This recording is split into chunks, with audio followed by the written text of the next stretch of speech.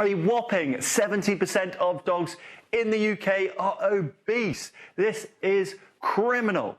Watch this video to ensure your dog doesn't become one of those chubby, unhealthy dogs.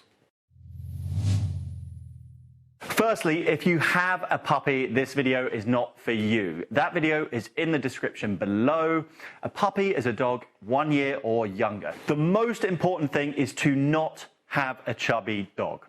Obese dogs are more susceptible to nearly every single type of illness. That includes cancers, kidney and liver disease, arthritis. They're more likely to lose their mobility quicker. It is no joke having a chubby dog, and it is our responsibility as owners to feed them the right amount. If you're feeding your dog a diet of dry or wet tin food, they tend to be a lot higher in low quality, cheap carbohydrates and low quality fats. The canning and food processing of these foods reduces the nutrients, reduces the quality of the protein, reduces vitamins. So what you're left with is a food far too high in energy and reduced in nutrients and vitamins, meaning your dog has to eat more of them, which leads to an excess amount of energy. What does this lead to? Fat dogs. They are a big no-no. Your dog should not be over-consuming processed foods. It's a bit like you going into the supermarket and only eating foods that aren't in the refrigerated section. I dare you to do it for a week. You'd look and feel goddamn awful. I actually did a kibble diet challenge where I recreated these processed food diets, and I could only manage to eat it for 4 days. I ballooned in weight. I felt like absolute dirt, and this is the types of food you're feeding your dog.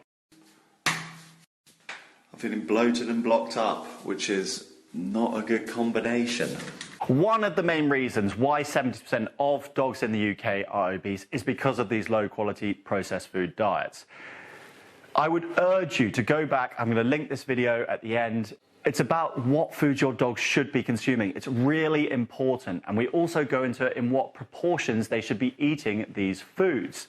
Let's get into the quantity of food you need to feed your dog. Now, the easiest way to come up with an amount is through the body weight index. It's a percentage of your dog's current body weight fed to them daily. The basics are you need to weigh your dog, which you should do like this. Okay, this is how you weigh your dog.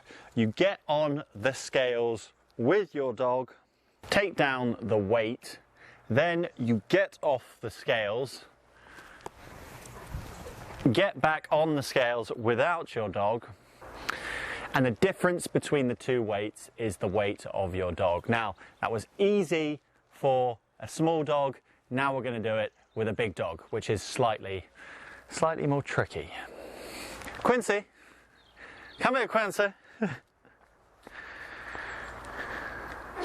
Come here. Okay, boy. Oi. Come here.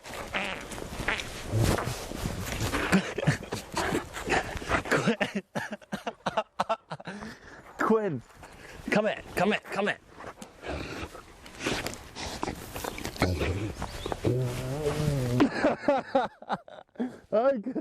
Okay, boy. Okay. And now you take down the weight of your dog. Oh, good boy. Oh, crikey. The best way to work out what is the percentage of your dog's body weight is by downloading my nutrition guide and looking at the table, because me explaining how you work out a percentage of your dog's body weight with an equation is really dull and slightly complex. What I've done is I've put it all in a nice neat table, so you just go, oh, that's my dog's body weight, and you scroll across and that's the percentage I've chosen, and bosh, there's the number you need to feed your dog per day. Simple. The way that you start off with a base percentage is by the size of the dog. The bigger the dog, the smaller percentage they need per day. You then add percentages, 0.5%, let's say, if they are intact, if they haven't been spayed or neutered because they're sniffing around more, they're using up more energy. You'd also add another 0.5% if they are active because they're running around more and they need more energy. What I would advise is you start on the lower end of the scale and build up. If your dog gets slightly skinny, add 0.25 to the percentage that you choose. Play around with it. It's not something you need to get right first time. I've said that before. Just make sure your dog doesn't get fat and they don't get too skinny. Your dog is defined as a scavenging, opportunistic carnivore. That means if they were in the wild, there'd be periods of time where there was an abundance of food, and there'd be periods of time where there was a lot less food. They've evolved to fluctuate in weight. That is healthy. What isn't healthy is having a dog that is consistently chubby or fat. As we've discussed, it's dangerous and it leads to a whole host of health issues in the future. So, how do you know if you're feeding them the right amount? Well, if they're athletic.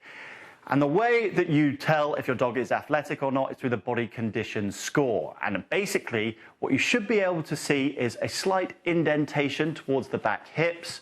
You should see some muscle definition if they're not long-haired dogs. You might have to feel around. And a thin layer of fat. What we're going to do now is I am going to do a little body condition score on myself. I'm going to take off my top. I'm going to feel around my hips area to see if there's some excess muffin tops. I'm going to look for some muscle definition and a thin layer of fat around the ribs area. This is slightly ridiculous. I have some hip definition here. There isn't too much fat around my hips. I can clearly feel the bone. Yes, there is a slight thin layer of fat or muffin top, but this is nothing excessive. You can see around my ribs area, there is muscle definition, which is what you'd be looking for in your own dog. You want an athletic dog.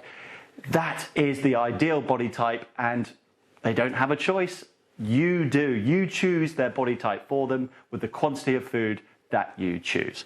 So, I think I'm doing pretty good on the body condition score. I could be a bit fitter, more athletic, but I can go to the fridge and grab a beer. Your dog cannot. Got my top back on. This is important. I'm going to link you to how many meals you should be feeding your dog per day and the doggy food groups, what exactly your dog should be eating.